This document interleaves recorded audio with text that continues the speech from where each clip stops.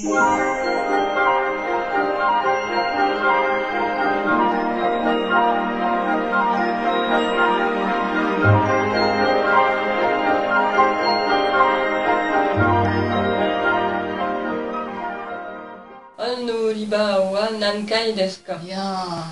je m'appelle Emiko Shibata et je suis japonaise, d'origine de Kyoto. Kyoto est très connu pour le tourisme. J'ai vécu longtemps dans la région de Kanto, c'est près de Tokyo. J'ai fait des études à Tokyo aussi. Donc je ne suis pas directement, je suis née à Kyoto, mais je ne suis pas venue directement de Kyoto à Dijon non plus. J'étais venue à Dijon il y a plus de 30 ans quand j'étais étudiante pour finir mes études de lettres modernes. Et puis j'ai rencontré mon mari qui est français et puis on est parti au Japon une fois, vivre. On y est resté pendant 11 ans. Mon mari il est natif, il est français, il enseignait dans une université nationale. Moi j'étais seulement chargée de cours. J'ai travaillé beaucoup dans la traduction de divers domaines. Et aussi interprétariat. À la fin des années 80, on était jeunes étudiants, donc on croyait tout était possible. Le projet, tout ça. Là. Quand on revient, on est assez âgé, n'est-ce pas? Donc on était revenus déjà il y a 18 ans, hein, mais c'était très difficile pour nous la réintégration dans la société française. Même pour mon mari qui est français. Par exemple, recherche d'emploi. Vous parlez très bien en fait. Hein. Merci. Vous êtes bilingue? Non, pas vraiment. Si. Oui, je fais beaucoup d'efforts, beaucoup d'erreurs. Mais les Français de base font aussi beaucoup d'erreurs quand on parle. Qu'est-ce que vous avez visité en France? Ah oui, beaucoup de villes, sud de la France. On a même fait visiter mes parents quand ils sont venus. Il y a Louvain, Paris. C'est toujours joli, hein, Paris. On est allé vers le sud-ouest aussi, hein, et on fait le tour et tout, vers le nord, on est allé en Bretagne. Bretagne, je voudrais peut-être retourner. Chaque fois quand on allait partout, en revenant à Dijon, on trouve que Dijon est vraiment magnifique. Les étudiants japonais que je rencontre ici, ils adorent Dijon, c'est super Dijon, c'est belle et tout. Mais à l'époque, c'est-à-dire toutes les façades de beaucoup de bâtiments importants étaient très noires. Et ils ont nettoyé beaucoup, je pense. Et puis ils ont installé le tram, c'est pratique pour aller partout. Le bus c'est beaucoup mieux desservi. Et peut-être les cafés sont tous pas très ouverts le soir tard. J'ai commencé à enseigner le japonais au début à la MJC, donc 2003. D'accord. On entend à la rentrée de 2003. J'ai succédé, il y a déjà un japonais qui a enseigné là-bas et puis cette personne a déménagé. Le groupe qu'il faisait, il y avait beaucoup d'adultes, un petit peu de lycéens. La MJC Montchappé, donc c'est très bien localisé par rapport à tous les lycées de Dijon. Donc petit à petit, la majorité des adhérents sont devenus lycéens. Il y a des gens qui ont passé des fois le japonais et le V2 au bac, qui ont réussi. Il y en a quelques-uns qui se sont inscrits en tant que troisième langue. Vous avez le cours par correspondance, et puis les notes de CNED étaient notées dans leur lycée, officiellement. Des fois, quand ils n'arrivent plus à organiser avec les autres matières qu'il faut vraiment étudier de l'école, il y a des gens qui ont laissé tomber aussi. Combien d'élèves vous avez enseigné, si vous pouvez... Accumulé dès le début? Oui, à peu près. Des centaines? Oui, je pense. Ils vous donnent des nouvelles des années après? Oui, ils nous donnent la suite de leur vie. Il y a 2 anciens élèves qui travaillent au Japon. Un garçon qui est dans l'informatique, et puis l'autre garçon avec qui j'ai toujours en contact, un ancien élève de déjà il y a peut-être déjà 6-7 ans. Il travaille dans le domaine de robotique très spécialisé. Parce qu'il a fait une école d'ingénieur à Besançon. Il est allé souvent pour les études, soit pour le stage au Japon, comme ça qu'on l'a embauché là-bas, dans une multinationale. Lui, il parle très bien japonais, ce garçon. Et puis, il y a quelques filles qui sont allées quand même vers le cursus spécialisé japonais. Il se trouve où? Soit Inalco, vous avez entendu parler souvent Inalco, l'institut très célèbre à Paris, soit il y a une université qui s'appelle Paris 7, dont la section de japonais est très bien. Il y a une autre élève qui est allée à Lyon 3. En tout, il y a 4 personnes qui sont allées vers le cursus spécialisé japonais. Donc il y a des gens qui ont vraiment persévéré, qui ont certains résultats, oui c'est bien. Aspiré, hein. Hahihuheho. Hahihuheho. Hahihuheho. Mais à part ça, que les Français ont du mal à entendre, la langue japonaise, c'est facile à prononcer pour tous les étrangers, je pense, en général. Avec la négation d'un verbe plus interrogation. Arukimasen ka. C'est quoi? C'est vendre? Et quand on est plus engagé, ça fait... Ikimasho. Ikimasho. Pour être un japonais moyen, il faut connaître à peu près 2000 kanji qu'on apprend jusqu'à la fin du lycée, depuis tout au début de l'école primaire. Un kanji a moins double lecture. Tous les kanji sont venus de la Chine. Par exemple, la fleur. Il y a un mot japonais qui existait, hana. Hana. D'accord. Mais je ne sais pas si ça se disait comme ça il y a 2000 ans. Hein. Il y a toutes ces lettres-là, l'idéogramme, donc caractères chinois, qu'on appelle kanji, sont venus. On a gardé la lecture japonaise et puis on a gardé la prononciation chinoise.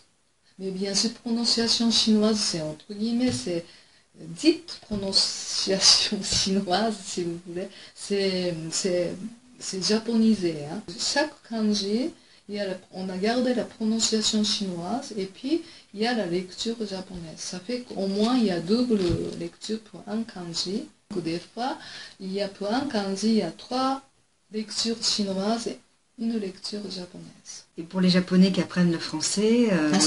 Par contre, ça c'est difficile parce que le nombre de voyelles, il n'y en a que 5 en japonais. Et puis vous apprenez beaucoup pour développer des idées. Et puis d'expliquer sur des idées abstraites. Oui. Et ça, on n'est pas doué pour ça. Et pourquoi m'as pris des cours de japonais? Non, parce qu'en fait, on va aller au Japon avec mon compagnon, qui avait déjà commencé, lui, à prendre des cours de japonais avec Emiko. Puis il a arrêté, et il m'a dit, vas-y, fais-en. Donc j'étais pas super motivée, finalement, ça me plaît beaucoup, et j'ai décidé de continuer, en fait. Puis elle a maîtrisé très rapidement les hiragana. Avant de venir au cours, là, ils étaient très familiarisés avec la langue japonaise. Oui, en regardant les dramas, c'est ça. On regarde beaucoup de séries télévisées japonaises qui s'appellent les doramas.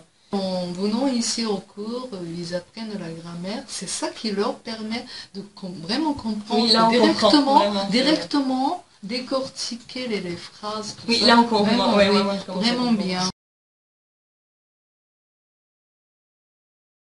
L'image de France est très positive au Japon. Hein. Toujours le Paris, le Tour Eiffel, toutes ces belles choses, et puis les peintures, très belle image de la France, n'est-ce pas? Et quand on arrive en tant qu'étudiant, quand même on rencontre des fois la difficulté là.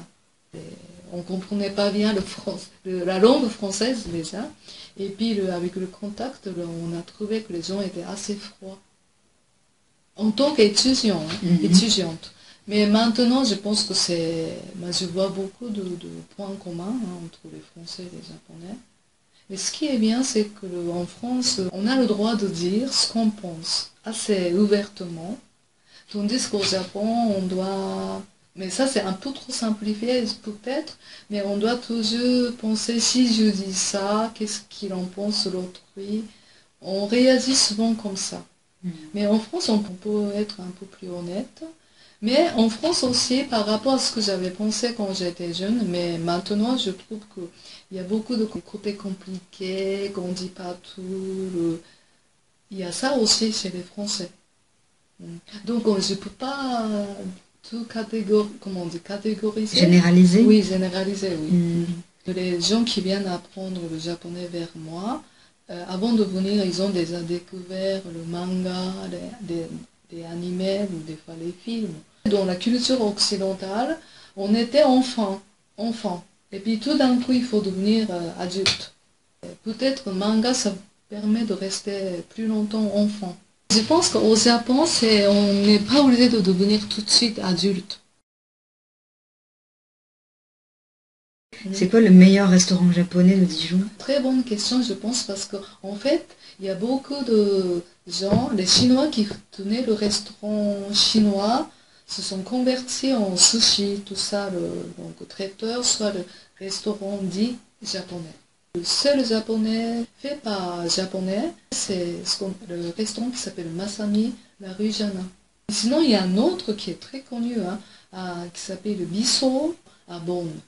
Ça, c'est aussi un chef japonais. Ce qu'on mange japonais, est-ce que c'est vraiment ce que les Japonais mangent? Non, peut-être pas. Peut-être que oui, un peu, mais pas tout à fait, je pense. On peut être exigeant pour n'importe quoi, mais je pense que finalement, c'est une bonne chose que le sushi se développe, par exemple. Origami aussi, c'était considéré purement japonais avant. On a beaucoup de créateurs qui sont mondialement connus. Il est chef de stand de origami à Japan Expo. Je l'ai connu à Saiten. Et par exemple, il m'a offert la tortue et petite souris, oui. À partir du moment que beaucoup de gens de pays différents y participent, ça devient plus riche. C'était le rose. Ça, c'est un monsieur qui vit, mais je ne sais pas aussi bien faire. C'est un monsieur qui vit à Paris. Sato. La rose de Sato.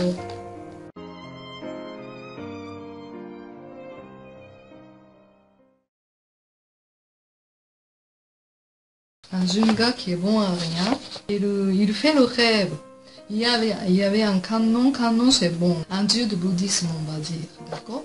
Et il dit au gars dans le rêve, pars de la maison, la première fois que tu ramasses, tu dois garder précieusement.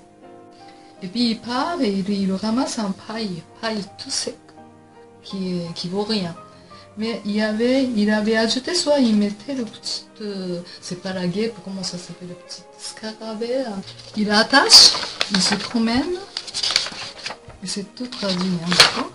Et après, le petit garçon de classe un peu plus aisée que lui quand même. Et puis, je veux ça, il dit, et puis la maman lui échange avec 3 mandarines. Et après, il arrive, ah oui, une dame, cette dame, donc elle avait soif, donc il propose les fruits là qu'il a eu tout à l'heure pour soulager sa soif. Et par contre, en échange, il peut avoir une étoffe magnifique de soie ou quelque chose. Si cher qu'il n'aurait jamais pu acheter par lui-même. Et après, il rencontre un samouraï qui a un cheval. Donc il échange, il part avec le cheval. Ah oui, le cheval était peut-être, il avait le jambe cassée ou quelque chose, sinon le samouraï aurait jamais échangé contre l'étoffe. Il est en train de promener avec le cheval, et puis il rencontre le riche qui a besoin d'un beau cheval pour partir loin.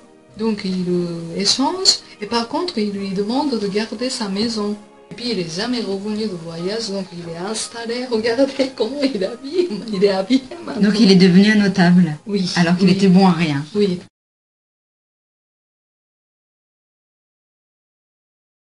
Je vais à Saiten, le festival sur le campus de Dijon-Saiten, 14-15 octobre. D'accord. Donc j'ai déjà participé 9 fois consécutivement, je pense que ça va me faire la 10e fois. Je présente aussi des mots japonais pour les visiteurs, pour se familiariser plus facilement des mots japonais qui sont devenus français. Ah, oui, on a exemple. beaucoup. Mais justement, zen. Samouraï, les Français prononcent samouraï, mais en fait c'est samouraï parce que nous n'avons pas de R. Et geisha. Est-ce qu'il y en a encore des geishas? Oui, il y en a. C'est des femmes qui ont beaucoup de talent, qui savent faire beaucoup de choses, de la danse traditionnelle, la calligraphie, la ikebana, l'art floral. Voilà.